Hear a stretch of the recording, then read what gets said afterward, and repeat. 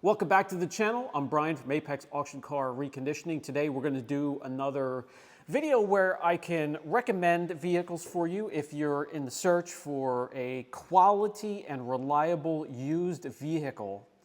And then I can also tell you those from the same make and model to run far away from as fast as you can. Today we're going to cover Hondas.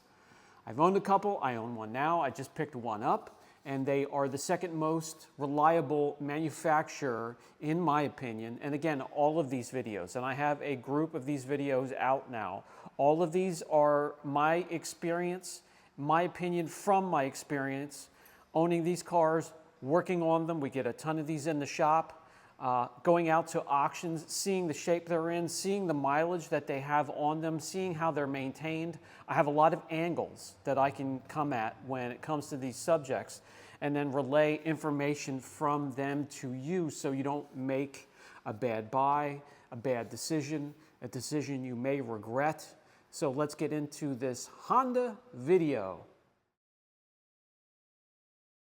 So what we'll do is we'll start with the smaller vehicles, the smaller Hondas, and then work our way up heavier and heavier. So we'll start with Honda Civic. How about that? So with Honda Civic, the 07 through 2011 Honda Civic are the ones that I would recommend if you are looking for one. They look great. Their fuel economy is incredible. They are reliable. There's going to be a common theme throughout all of these categories here throughout the Honda video. And their drawbacks are all going to include transmission problems. That is their Achilles heel. That is their weakness. So I'm going to be mentioning that a lot throughout the video. Some years they made a lot of improvements with the transmission. And I'll tell you where they made those transmissions when I can remember to do so. But that is going to be the biggest problem, their transmissions. I see a lot of these at the auctions, and they have 200, 250, 300, 325,000 miles on them, and they are at an auction. They were driven there. They are ready to go for another 50, 75, 100,000 miles. Some of them maintained and some of them not. That's why you have to go in person to, look at these vehicles. If you are in the market to buy one, look at them closely. Check the oil, look for maintenance records, look for signs of maintenance like I always tell you to do. Stickers on the top left windshield, stickers or handwriting from a mechanic under the hood somewhere. Check the oil, physically check the oil and all fluids. And put a lot of homework and due diligence into the vehicle you want to buy, and you won't be left in the dirt and one that gives you plenty of problems. They are easy to maintain. The Civics are easy to work on and easy for you to maintain every single fluid, every single maintenance point that you can. You can turn into a DIY project. That's how easy they are to work on. If you don't want to, every single mechanic out there should be able to accept and work on a Honda Civic. And if they don't, I wouldn't take any vehicles there anyways because they are easy to work on. Parts are, what's the word? The word I could use is plentiful. Parts for those are everywhere and they're for a decent price, and they will stay for a decent price until we get into the years where the parts are getting harder to find. So yes, the Honda Civic 07 through 2011 would be my recommendation. What I don't recommend is the 06 in particular Honda Civic. They seem to have the most issues and documented issues, more with the transmissions. And in that year, they were hard to find because so many failed. And it's $4,000 to $6,000 to replace them. It's not cheap, and they're, because in such high demand, not the easiest to find, and you may have to get in line to find one. They also had brake issues that were popular in that year. And also, interior quality of materials was junk, and then the paint also had a tendency to fade and start to peel, especially with the lighter colors, and in particular, white. So that will take care of the lighter vehicles, which really points to the Honda Civic. Now we'll Get into a little bit bigger, a little bit heavier car. It's a Honda Accord. So the 2013 on up Honda Accord is what I can recommend. A little bit better transmissions, fuel efficiency for the size, getting a little bit heavier, still incredible, still reliable. The weakness is still going to be the transmission. They were very safe vehicles and easy to maintain, just like the Civic.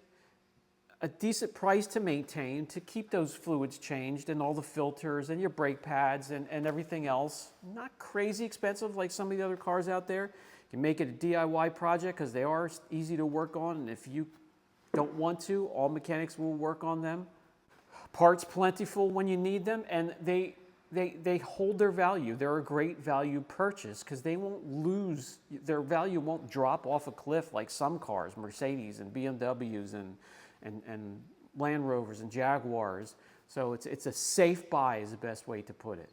Now the 03 to 08 Accord is a group that I wouldn't recommend because they did have some more documented transmission problems like a slip and a shudder in the transmission. That would be a $3,000 to $4,000 fix, and because of the problem, you know, you could be looking at a shortage. You might have to get in line to find one. When high numbers of transmissions are going out, it's going to make sense that it's going to get harder and harder to find some to replace them.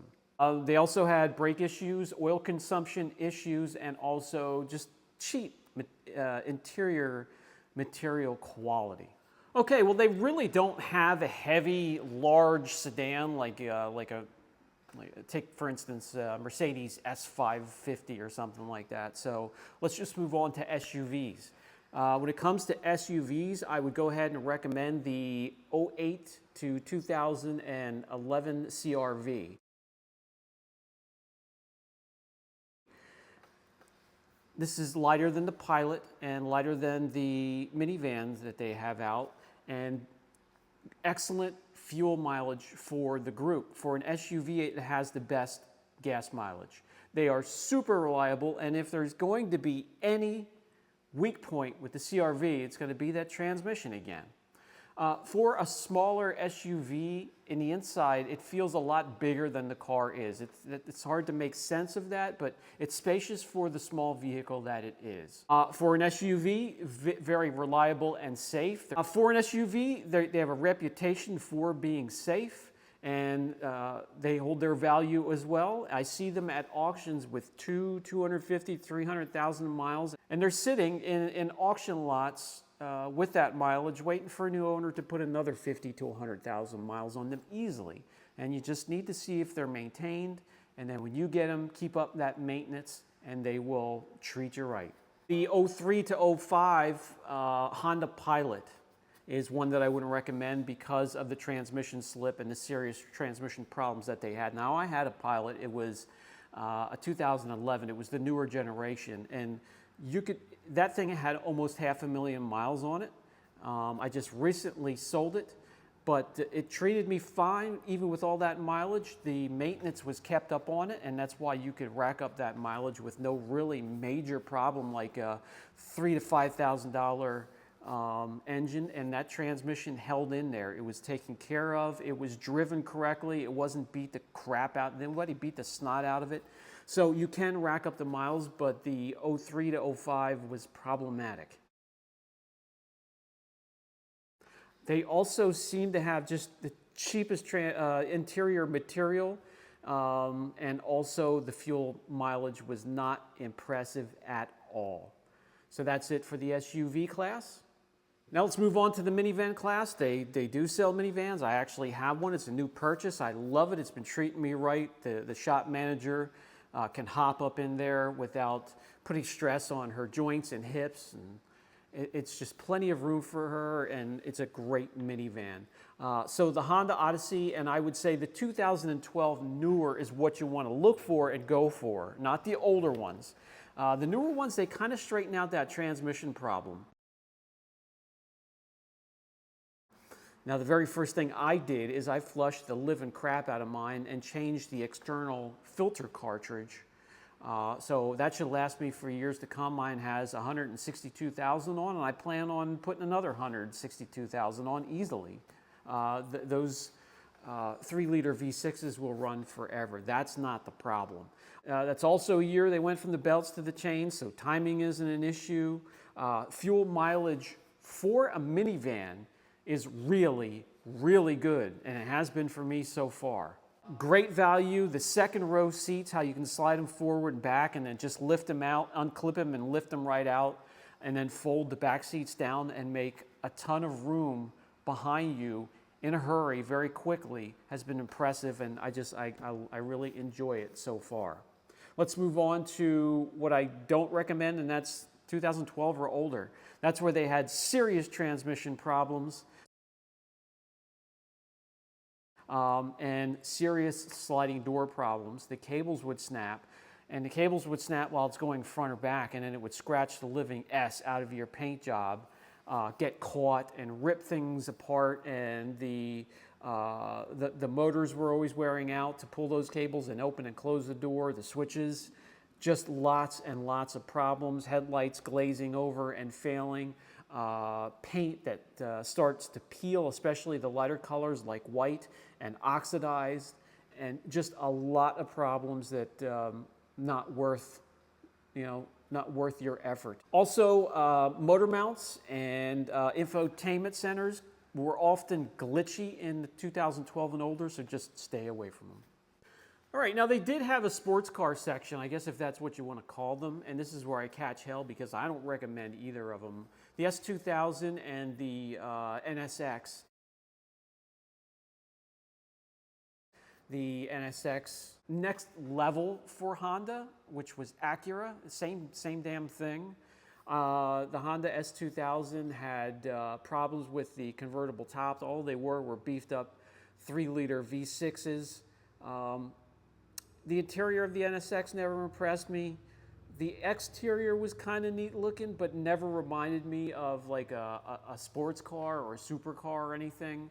The S2000 was kind of problematic with the convertible top problems and also rear diff problems that gave you a whining or a noise that just got worse and worse and worse. So I now catch hell from that because there are a lot of fans of the S2000 and especially the NSX, super fans, but I don't like them, I don't recommend them. And again, this is just me. And I don't really see the NSX or the S2000 at auctions because those that have them cherish them that much, and I respect that they keep them. So that's going to do it for today's video. That covers the Honda models and different years. So I hope that helps. Even though it's, to me, the second most reliable vehicle, it does come with some quirks and especially some problems. And I just gave you a list to avoid and run like hell from, and those to maybe consider. So I hope that helps. This has been Brian from Apex Auction Car Reconditioning, and I'll catch you in the next video.